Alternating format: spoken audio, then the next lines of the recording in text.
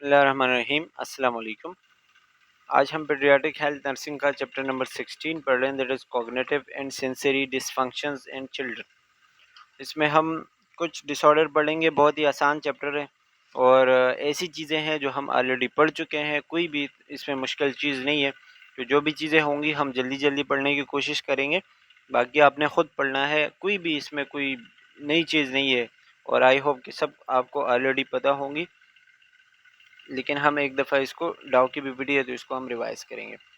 सबसे पहले बच्चों में हेयरिंग एंड विजुअल इम्पेयरमेंट्स होती हैं, यानी कि सुनने का मसला, देखने का मसला, ठीक है, बोलने का मसला। लेकिन बोलने का तो इसमें नहीं बताया गया। Hearing and visual impairment. अच्छा, बोलना और सुनना ये आपस में कनेक्ट होता है। अगर किसी बच्चे को सुनने का मसला है तो उसको बोलने का भी मसला होता है। वो सुन नहीं पाता तो वो बोल भी नहीं पाएगा, क्योंकि हमारा जो बोलना होता है वो हम सुनने से सीखते हैं। यानी कि किसी बच्चे ने बोलना है तो पहले वो सीखेगा सुनना, वो सुनेगा, ठीक है।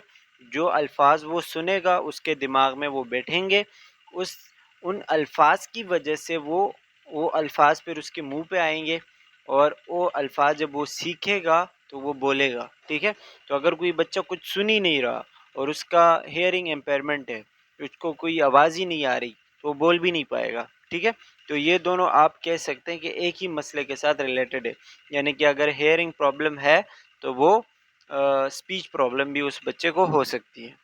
अच्छा, इसमें हम पहले बात करते हैं हेयरिंग लॉस की या हेयरिंग इम्पेयरमेंट की, ठीक है। तो हेयरिंग इम्पेयरमेंट आपको पता है कि जब बच्चा सुन नहीं पाता उसको हम हेयरिंग इम्पेयरमेंट कहते हैं। अब ये बहुत सारी मसलों की वजह से हो सकते हैं, या कोई साइकोलॉजिकल प्रॉब्लम है, यानी कि दिमागी तौर पर कोई मसला है, दिमाग में कोई कोई एबनॉर्मेलिटी है, ठीक है। या कोई फिजियोलॉजिकल है, फिजियोलॉजिकल मतलब कोई फंक्शन वाइज मसला है, या कान के स्ट्रक्चर में ही कोई मसला है, जैसे कि कोई पर्दा ख़राब है, फ्लूइड जमा हुआ है, ठीक है, बोन्स का मसला है, बहुत सारी चीज़ें हो सकती है। कभी सेरेब्रल पाल्सी होती है, कभी किसी को स्ट्रोक हो चुका होता है, डिस्फेजिया और हेमिपेरेसिस जो लिखा हुआ है। तो ये बहुत सारे ऐसे मसले होते हैं जो कि जिनकी वजह से हियरिंग प्रॉब्लम या विजुअल इम्पेयरमेंट हो सकता है। कोई भी प्रॉब्लम साइकोलॉजिकल, फिजियोलॉजिकल या फिर एनाटॉमिकल, जो बहुत सारे मसले होते हैं, ठीक है, तो उनकी वजह से कोई ना कोई मसला होगा। अब जब हम हेयर इम्पेयरमेंट की बात करते हैं तो इसमें यही बात कि जब बच्चा सुन नहीं पाता, और एक नॉर्मल बच्चा है जो नॉर्मल आवाज़ें सुनता है, लेकिन जब वो नहीं सुन पाता तो फिर हम उसको हेयरिंग इम्पेयरमेंट कहते हैं। और इसका अपना एक थ्रेशोल्ड होता है, यानी कि हर चीज़ की एक नॉर्मल वैल्यू होती है। अब एक नॉर्मल वैल्यू के मुताबिक अगर वो सुन रहा है, जैसे बहुत स्लो से स्लो आवाज़ जो कि एक नॉर्मल बंदा सुन सकता है और वो सुन रहे, तो उसकी मतलब हेयरिंग सही है। लेकिन अगर एक आवाज़ सुननी चाहिए और बंदे को समझ आती है, लेकिन कोई बंदा जो उसको नहीं सुन पा रहा, या फिर वो बहुत ज़्यादा उसको कम लग रही है, उसको बहुत ज़्यादा मेहनत करनी पड़ रही है उस आवाज़ को सुनने के लिए, ठीक है, तो वो हेयरिंग इम्पेयरमेंट आप काउंट कर सकते हैं। इसका जो थ्रेशोल्ड वैल्यू है वो 25 डीबी है। डीबी का मतलब डेसिबल होता है, यानी कि आप समझ लें कि मैं आपको आसान अल्फाज में बताऊं तो आप समझ लें कि 25 से 50 तक एक वैल्यू है, ठीक है। वैसे इतनी होती नहीं है, मैं आपको जस्ट समझाने के लिए बता रहा हूँ कि 25 से 50 तक है। तो अगर 50 जो है वो बहुत ज़्यादा हाई साउंड होगा, अगर 50 से आवाज़ ऊपर जाएगी, 60-70 पे जाएगी, तो मतलब वो बहुत ज़्यादा हाई है और उससे कान के पर्दे फट सकते हैं, यानी कि बहुत ज़्यादा लाउड साउंड है। लेकिन अगर जिस तरह वो कम की तरफ आएगी तो आखिरी जो आवाज़ हम सुनेंगे जो बहुत कम होगी वो 25 डिसिबल का होना चाहिए, ठीक है। इतनी उसकी फ्रिक्वेंसी हो तो हम सुनेंगे, लेकिन अगर 25 से कम आ रहा है तो हम नहीं सुन पाएंगे, ठीक है। तो अगर किसी का विजुअल इम्पेयरमेंट विजुअल बार बार बोल रहा हूँ, जो हियरिंग इम्पेयरमेंट है वो 25 डिसिबल से कम है, ठीक है, तो वो हियरिंग लॉस वाला बंदा हो सकता है, ठीक है। यानी कि उसके कान काम नहीं करेंगे, या ये मसला कोई एक कान में हो सकता है या दोनों में हो सकता है, जिसकी वजह से उसको कन्वर्सेशनल प्रॉब्लम्स हो सकती हैं, हियरिंग प्रॉब्लम्स हो सकती हैं, ठीक है। अभी इसके कॉजेज़ जो है वो इटोलॉजी तो वही है कि हेयरिंग लॉस जो है बहुत सारे कॉजेज़ है। जैसे कि मैं आपको इसका सिर्फ वो पॉइंट बताऊंगा, बाकी आप पढ़ लीजिएगा। जैसे कि damage to the inner ear में कोई मसला है, कॉक्लिया, वेस्टिब्यूल्स वगैरह होते हैं, ठीक है। उसमें जो न्यूरॉन पास होते हैं वो तो उसमें से इलेक्ट्रिकल सिग्नल नहीं पास हो रहा, वो ब्रेन तक नहीं पहुंच पा रहे और अंदर कोई मसला हो रहा है, इसीलिए जो है वो डैमेज हो चुका है, कोई पस वगैरह है, इन्फेक्शन इन्फ्लेमेशन है, ठीक है। तो वहाँ वो जा नहीं पा रहा और उसकी वजह से बहुत सारे मसले हो सकते हैं, जिसमें से एक हियरिंग इम्पेयरमेंट होता है, ठीक है। दूसरा, ग्रेजुअल बिल्डअप ऑफ वैक्सेस। आपने देखा होगा कि हमारे कान के अंदर वैक्स डेवलप होता है जो कि उसको प्रोटेक्ट करता है एक किस्म का, लेकिन जब वो बहुत ज़्यादा हो जाता है और एक किस्म का कचरा बन जाता है तो वो आपके कान के नाली को बंद करता है और उसकी वजह से भी हम सुन नहीं पाते। ईयर इन्फेक्शन या फिर एबनॉर्मल बोन ग्रोथ हो जाए, ठीक है, या कोई ट्यूमर हो जाए तो इसकी वजह से भी हमारा सुनने का अमल मुतासिर हो सकता है। इसके अलावा रप्चर्ड एयर ड्रम, जो हमारा कान का पर्दा होता है, जो एयर ड्रम होता है, जब वो ख़राब हो जाए, उसमें कोई सुराख हो जाए, होल बन जाए या फिर वो फट जाए, ठीक है, तो इसकी वजह से भी सुनने में मसला हो सकता है। अब यही बात कि इसके साइन सिम्टम्स क्या होंगे। जो बच्चा या बंदा नहीं सुन पाएगा तो उसको बहुत सारे, जैसे कि आवाज़ें पहचानने में उसको मुश्किल होगी, ठीक है, उसको बहुत ज़्यादा अल्फाज समझने में मुश्किल होगी, ठीक है, बैकग्राउंड नॉइस या फिर क्राउड में वो बहुत ज़्यादा उसको शोर महसूस हो रहा होगा। और इसके अलावा कॉन्सोनेंट्स, कॉन्सोनेंट जो ऐसे अल्फाज जो वोवेल ना हो, ठीक है, जैसे कि सी, डी, एफ, जी, इसी तरह के अल्फाज उसको कुछ समझ नहीं आएंगे या फिर उसको सुनने में मसला होगा। बंदे को बार बार बोले कि भाई या तो स्लो बोलो या बहुत ज़्यादा तेज़ बोलो या फिर क्लियरली बोलो, यानी कि बात उसको समझ नहीं आएगी, ठीक है। और इसके अलावा वो अगर कोई दो बंदे बात कर रहे हो और उसको बात समझ नहीं आ रही तो वो वहाँ से जाने की कोशिश करेगा। इसी तरह बहुत सारी चीज़ें जो कि एक नॉर्मल बंदा नहीं सुन पाता तो वो क्या क्या करता है। अच्छा, अब जब हम डायग्नोस्टिक टेस्ट करते हैं तो इसमें हम क्या कर सकते हैं, यानी कि हमें कैसे पता चलेगा। फिजिकल एग्जामिनेशन करते हैं, फिजिकल एग्जामिनेशन में हमें सीधा पता चलता है कि भाई कान का पर्दा ख़राब है, उसमें वैक्स जमा है, कोई इन्फेक्शन है, कोई मसला है, ओटाइटिस मीडिया का प्रॉब्लम है, ठीक है, तो इससे हमें पता चल जाएगा। इसके अलावा स्क्रीन टेस्ट करते हैं। स्क्रीन टेस्ट जो है वो विस्पर टेस्ट होता है, यानी कि डॉक्टर एक कान में बोलेगा स्लोली, जैसे हम सरगोशी करते हैं, ठीक है, तो वो स्लोली बोलेगा। अगर आपको वो सुनाई दे रहा है तो डॉक्टर को पता चल जाएगा कि सही है या नहीं, फिर दूसरे कान में बोलेगा, ठीक है। तो इसी तरह वो स्क्रीनिंग टेस्ट करते हैं, या फिर वो जो है कंप्यूटर के साथ भी अक्सर कैमरा वगैरह लगा के भी देख सकते हैं। Tuning fork test, tuning fork आपको पता है कि ट्यूनिंग फोर्क से भी करवाया जाता है, उसको वाइब्रेट करा के कान के पास लाके पकड़ा जाता है। अगर वो वाइब्रेशंस आपको सुनाई दे रही है तो मतलब आपके कान में कुछ एक ऐसा टेस्ट होता है, ठीक है, जिससे हमें दो किस्म के टेस्ट होते हैं, हमने हेल्थ असेसमेंट में पढ़ा था। अभी वो एग्जैक्टली मुझे याद नहीं है, लेकिन दो किस्म के टेस्ट थे, आप पढ़ लीजिएगा, उस पर मैंने वीडियो भी बनाई थी। तो उस ट्यूनिंग फोर के टेस्ट की वजह से भी आपको पता चलता है। और इसके अलावा ऑडियोमीटर टेस्ट, ऑडियोमीटर टेस्ट में हेडफोन वगैरह लगाए जाते हैं, एक हेडफोन में कोई सॉन्ग या कोई भी ट्यून प्ले किया जाता है और उसको एक कान के ऊपर जो है वो रखा जाता है और मरीज को बताया जाता है कि बताओ ये इस हेडफोन में क्या आवाज़ आ रही है, ठीक है। अगर वो सही बता रहे हैं तो ठीक है, मतलब आवाज़ सही है। फिर दूसरे कान पे इसे हमें अप्लाई किया जाता है और जहाँ पे उसने गलती की या जहाँ पे उसको समझ नहीं आया तो डॉक्टर को पता चल जाता है कि मसला क्या है। अब इसका हम मेडिकल मैनेजमेंट कैसे करेंगे। मेडिकल मैनेजमेंट, जैसे कि ओटाइटिस मीडिया है, तो ओटाइटिस मीडिया हमें पता है कि ये किसी बैक्टीरिया की वजह से हो सकता है, तो इसमें स्वेलिंग वगैरह होती है और एयर कैनाल वगैरह डिस्टर्ब हो जाता है और हमारा मिडल एयर में इन्फेक्शन होता है, ठीक है। तो उसमें क्या करते हैं कि पेशेंट को हम दर्द वाली दवाइयाँ देते हैं, एनाल्जेसिक्स देते हैं और ऐसी दवाइयाँ देते हैं जो स्वेलिंग वगैरह कम करे, और ये उस पर तकरीबन 2 से 3 दिन तक चलता है या 4 दिन तक, जैसे 48 to 92 आवर्स उसके ऊपर चलता रहता है, ठीक है। लेकिन अगर टिम्पैनिक मेम्ब्रेन ख़राब हो, उसमें पर्दा हो, पर्दे में कोई सुराख हो, कोई मसला हुआ हो, ठीक है, तो इसके लिए कोई ट्रीटमेंट की वैसी ख़ास ज़रूरत नहीं होती। टेम्पेनिक मेम्ब्रेन खुद ब खुद रिपेयर हो जाता है। इसमें जो चीज़ें मैं आपको बता रहा हूँ ना, इसमें लिखा हुआ है, मैं पढ़ूंगा फिर आपको बताऊंगा तो ज़्यादा टाइम लगेगा, तो आप सुनते जाए, ठीक है, पढ़ लेना आप खुद। तो जो चीज़ें जैसे कि टेम्पेनिक मेम्ब्रेन है और कान के पर्दे का मसला है, तो वो खुद ही ठीक हो जाता है, यानी कि वो माइटोसिस प्रोसेस होता है, उसमें सेल्स वापस डिवाइड होते हैं तो कान का पर्दा खुद ही ठीक हो जाता है। तकरीबन उसमें काफ़ी 1-2 हफ्ते या फिर 1 हफ्ता का टाइम लग जाता है, ठीक है। इसके अलावा जब आप नर्सिंग मैनेजमेंट की बात कर रहे हैं तो नर्सिंग मैनेजमेंट बहुत सारे तरीक़ों से हो सकते हैं, जैसे कि आप उसको लाउड वॉइस में उससे बात करें, ठीक है, और या फिर वो वो कान जिस पे वो सुन सकता है, ठीक है, उस कान में उसकी बात करें। या फिर अगर फिर भी नहीं समझ आ रहा, ठीक है, तो एक्सप्रेशंस के ज़रिए आप उससे बात कर सकते हैं, ठीक है। अच्छा, ये कुछ ज़्यादा ये बढ़ा चढ़ा के लिखा हुआ है, लेकिन सिंपल ये है कि आप उसके इम्पेयर्ड कान का ख्याल करेंगे, जो भी मतलब डॉक्टर ने मेडिकेशन प्रिस्क्राइब की हुई आप टाइम टू टाइम देंगे और उसको मॉनिटर करेंगे, देखेंगे बेहतरी आ रही है नहीं आ रही, ये सारी चीज़ें जो कि इसमें लिखी हुई है, ठीक है।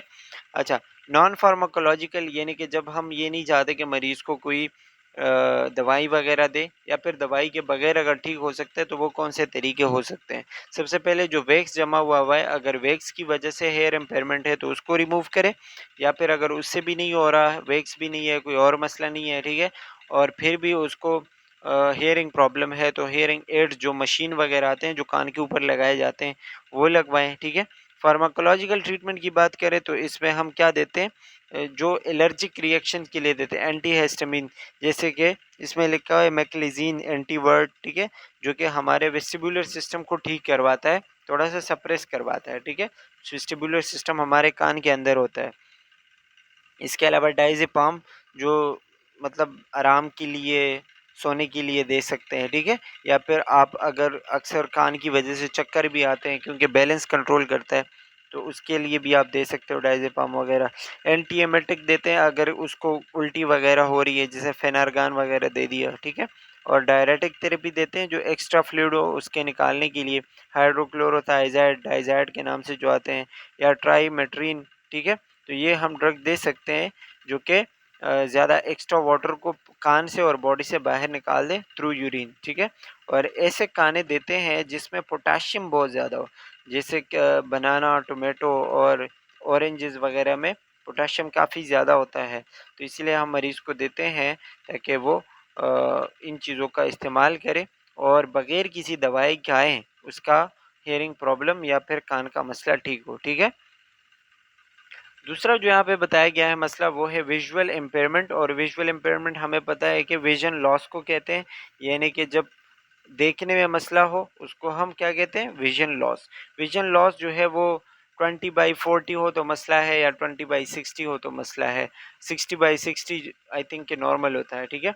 तो अगर इससे कम होता जा रहा है तो मतलब विजन लॉस है, ठीक है। अच्छा, अब इसमें देखें आपको क्या क्या साइन सिम्टम्स मिल सकते हैं, एटोलॉजी इसकी क्या है।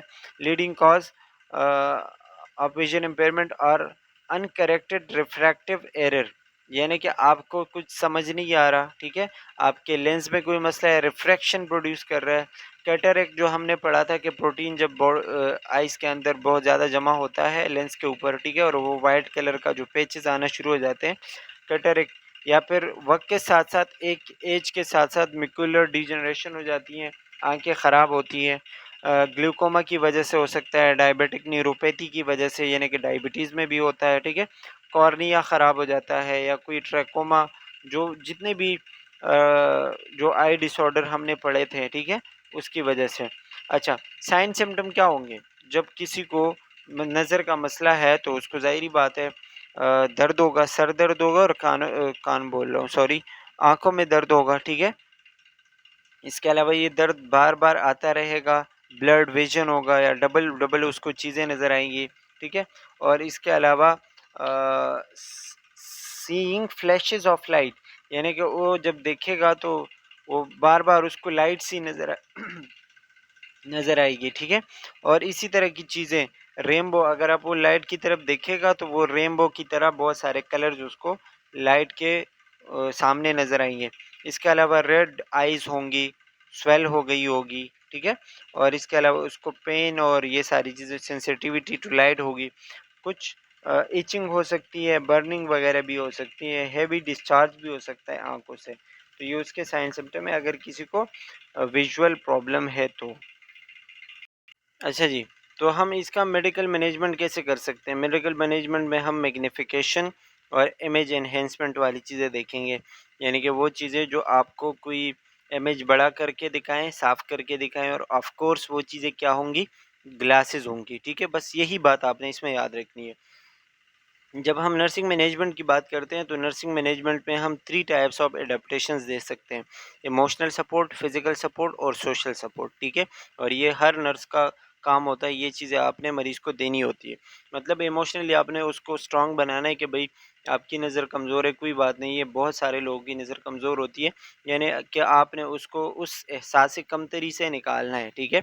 वो निकालेगा आप तो सक्सेसफुल इमोशनल एडजस्टमेंट आप करेंगे और यहाँ वो इस बात को कबूल कर लेगा कि हाँ कोई मसला नहीं है, नज़र कमज़ोर है तो क्या हुआ, ग्लासेस लगवा लो भाई। तो ये आपका नर्सिंग प्रोसेस हो जाएगा, ठीक है कि, या फिर नर्सिंग मैनेजमेंट। अच्छा, अगर आप फार्माकोलॉजिकल करवाना चाह रहे हैं तो फार्माकोलॉजिकल में बीटा ब्लॉकर जो पूरी एक क्लास है, बहुत सारे उसके अंदर ड्रग्स आते हैं, ठीक है। तो ये सबसे बेस्ट ड्रग्स होते हैं जो ग्लूकोमा के लिए या फिर इस तरह के मसलों के लिए हम यूज़ कर सकते हैं। असल में उसमें आपने बैकग्राउंड कॉज देखना होता है, ठीक है, कि किस वजह से ये मसला है। तो फॉर एग्जांपल अगर ग्लूकोमा है तो आप बीटा ब्लॉकर्स दे दें, या कोई अदर मेडिकेशन है तो वो दे दें, ठीक है, जो कि उस मसले को ख़त्म करे। ये हमारे हेयरिंग और विजुअल इम्पेयरमेंट के दो डिसऑर्डर थे। अब हम आते हैं मेंटल रिटार्डेशन पे। मेंटल रिटार्डेशन जो कि बहुत एक कॉमन टर्म है और बहुत ज़्यादा यूज़ होने वाला लफ्ज़ है, ठीक है।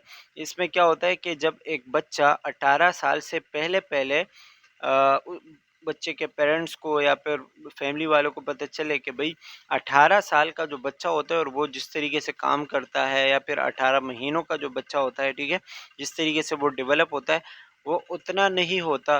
जैसे कि फॉर एग्जांपल 18 साल का बच्चा है तो उसके ऊपर अच्छी खासी जिम्मेदारी होती है, यानी कि वो घर का एक काफ़ी अच्छा बंदा फ़र्द होता है। लेकिन अगर कोई बंदा ऐसा है जो 18 साल का है लेकिन उसका जो क्या कह सकते हैं कि उसका जो बिहेवियर है या उसका जो कॉग्निटिव डेवलपमेंट है, ठीक है, वो अभी भी बच्चों के जैसा है। तो इसको हम कहते हैं कि ये क्या है, मेंटली रिटार्डेड है। यानी कि जो चीज़ें अडाप्ट करनी चाहिए वो नहीं अडाप्ट कर पा रहा, ठीक है, वो मैच्योर नहीं बन पा रहा, वो 18 साल के बच्चों की तरह काम नहीं कर रहा, वो इंटेलिजेंट नहीं बन रहा, ठीक है। और जो डेली स्किल्स होते हैं काम करने के लिए वो उसमें नहीं आ रही।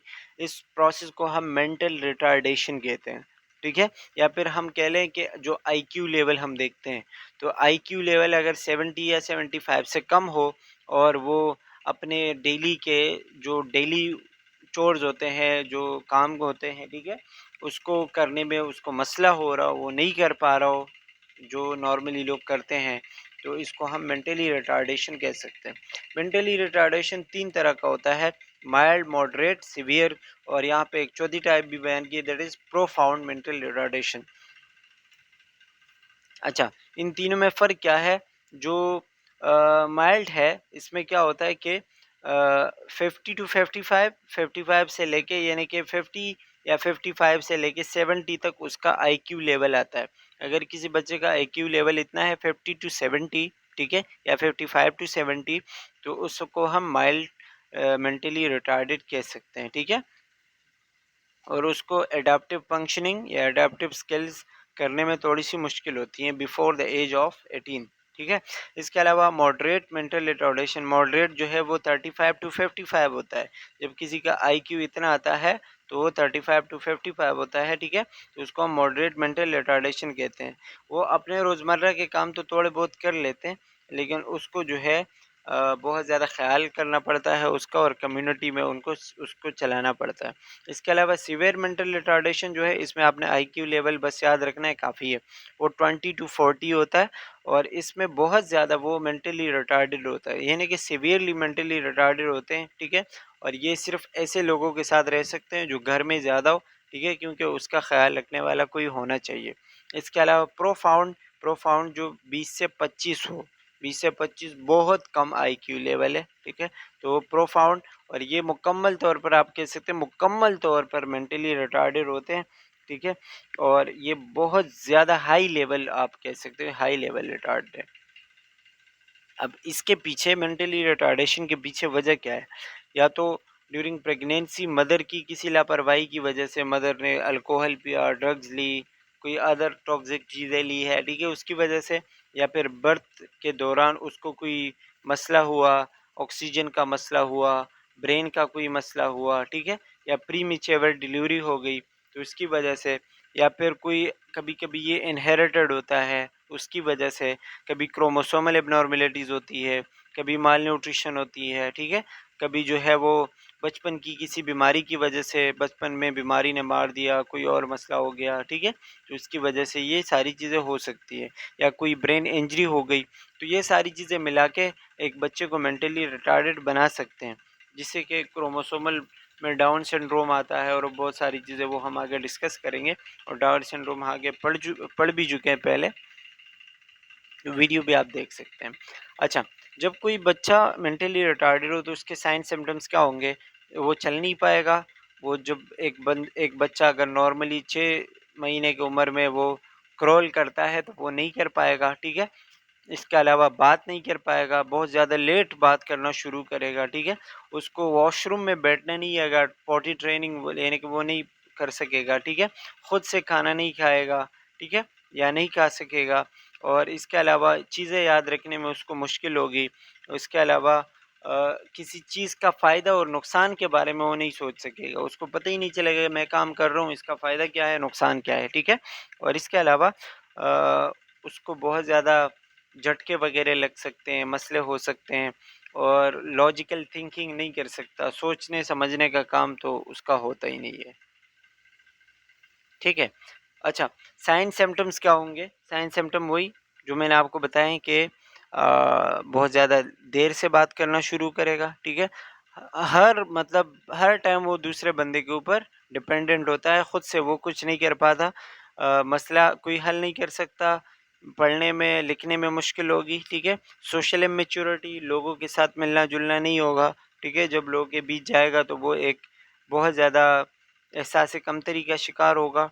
इसके अलावा इंक्रीज डिफ़िकल्टी विद रिस्पॉन्सिबिलिटीज़, वही बात कि रिस्पॉन्सिबिलिटी ऑफ मैरिज या कोई भी रिस्पॉन्सिबिलिटी हो तो उसको नहीं पूरा कर पाएगा।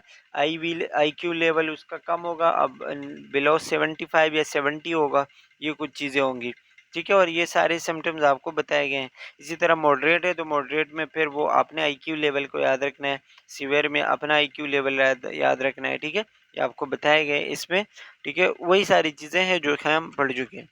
मेडिकल और नर्सिंग मैनेजमेंट की बात करें तो इसमें क्या होगा, हम सबसे पहले उसकी फैमिली को सपोर्ट करेंगे ना भाई, कि माजूर बच्चा है, कोई अदर है, मेंटली रिटार्डेड है, तो उसको कैसे सपोर्ट करना है, किस तरह बच्चे का ख्याल रखना है, और बच्चे को भी थोड़ा बहुत हम ट्रेन कर सकते हैं, सेल्फ केयर एबिलिटीज़ उसके हम ला सकते हैं कि भाई अपना ख्याल कैसे रखना है।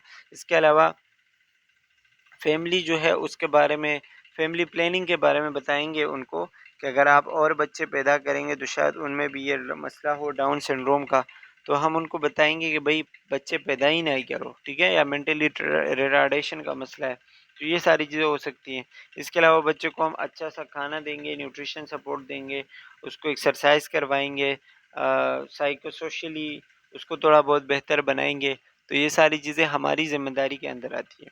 डायग्नोस्टिक टेस्ट क्या कर सकते हैं, फैमिली हिस्ट्री में पता चल जाता है, फैमिली में है, फैमिली के में कभी पहले हुआ था ये, ठीक है, तो उससे पता चल जाता है, या फिर कोई बच्चे का टेस्ट वगैरह करवाता है, उसका बिहेवियर देखते हैं, ठीक है, आईक्यू टेस्ट करवाते हैं, क्रोमोसोमल टेस्ट करवाते हैं, तो ये सारी चीज़ों से हमें पता चलता है कि भाई मसला क्या है।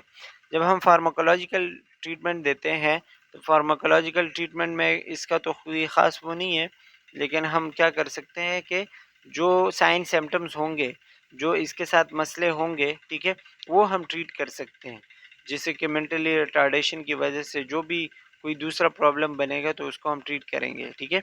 Amino acid supplements are recommended for down syndrome children, वही बात के जो डाउन सिंड्रोम के होंगे उसके लिए आप अमाइनो एसिड वगैरह प्रोटीन दे सकते हो ताकि उनकी बॉडी चलती रहे। और इसके अलावा एंटी कन्वल्सेंट्स, और अगर उनको झटके वगैरह, क्योंकि ऐसे बच्चे को झटके होते हैं, तो ये एंटी कन्वल्सेंट्स वगैरह आप दे सकते हो, और carbamazepine child is having fits, ठीक है, तो ये सारी चीज़ें हम उसको दे सकते हैं। नॉन फार्माकोलॉजिकल में क्या होगा, हम उसको एक्सरसाइज करवा के उसके मसल स्ट्रेंथन करवा सकते हैं, मोटर स्किल्स डेवलप कर सकते हैं, ठीक है। इसके अलावा क्या कर सकते हैं, after every 2 hours in order to prevent, हाँ, हम बच्चे का पोजीशन बार बार चेंज करेंगे, light turn on the light and night while child is sleeping in order to prevent them falling from bed, ठीक है, यानी कि हम रात को भी लाइट जलाएंगे उसके लिए ताकि वो कहीं बेड से गिर ना जाए, अपने आप को नुकसान ना पहुँचाए या उसको कोई मसला ना हो। ये सारी चीज़ें हम उसमें देखते हैं और करते हैं। अच्छा जी, last disease of this chapter is Down syndrome. Down syndrome हम पढ़ चुके हैं पहले, ठीक है? इसमें मैं ज़्यादा डिटेल पे नहीं जा रहा। सिंपल आपको ये पता होना चाहिए कि ये एक हेरिडिटी या एक जेनेटिक डिसऑर्डर है, जो कि मेंटल रिटार्डेशन कॉज़ करवाता है। ऐसे बच्चे जो डाउन सिंड्रोम का शिकार होता है, वो फैमिली में ही उनका ये मसला आ रहा होता है। स्पेशली ये मैटरनल जो क्रोमोसोम होते हैं, यानी कि अम्मी से जो उसको क्रोमोसोम मिलते हैं 23 पेयर्स, उसमें एक में मसला आता है। स्पेशली क्रोमोसोम नंबर 21 पे नॉर्मली हर क्रोमोसोम पे 2 कॉपीज़ होती हैं, लेकिन इस कंडीशन में क्रोमोसोम नंबर 21 पे 3 कॉपीज़ बनती है, ठीक है? जिसको हम नॉन डिसजंक्शन कहते हैं। वो ख़ैर एक अलग प्रोसेस है, वो कभी नेक्स्ट टाइम डिस्कस करेंगे।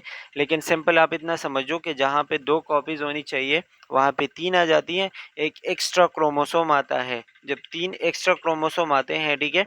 यानी कि 3 कॉपीज़ आ गई, तो हम उसको ट्राइसोमी कहते हैं। और चूंकि ये 21 नंबर पर 21 क्रोमोसोम पे है, तो ट्राइसोमी 21 कहते हैं, ठीक है? अच्छा, अब ये जो मसला है, जो डाउन सिंड्रोम है, ये 3 तरह का होता है और इसको हम क्या करते हैं, ट्राइसोमी 21, ठीक है? ट्रांसलोकेशन डाउन सिंड्रोम और मोज़ेक डाउन सिंड्रोम। ट्राइसोमी 21 जैसा कि मैंने आपको बताया कि 21 नंबर पर 3 कॉपीज़ आ जाएँगी 2 के बजाय, तो ट्राइसोमी 21 कहलाएगा। ट्रांसलोकेशन जो है, जैसे कि इसमें लिखा हुआ है कि each cell has part of an extra chromosome 21 और एन एंटायरली एक्स्ट्रा वन, यानी कि या तो एक कॉपी 21 पे एक एक्स्ट्रा क्रोमोसोम होगा या फिर पूरा ही एक अलग क्रोमोसोम होगा, ठीक है? जो कि एक और क्रोमोसोम के साथ अटैच होगा, उसको हम ट्रांसलोकेशन डाउन सिंड्रोम कहेंगे। और मोज़ेक डाउन सिंड्रोम क्या होगा? ये बहुत ज़्यादा कम होता है, ठीक है? जो कि और इसमें क्या होता है, we are only some cells have an extra chromosome, यानी कि बॉडी के जितने भी सेल्स हैं, हर सेल में यही क्रोमोसोम होते हैं 46।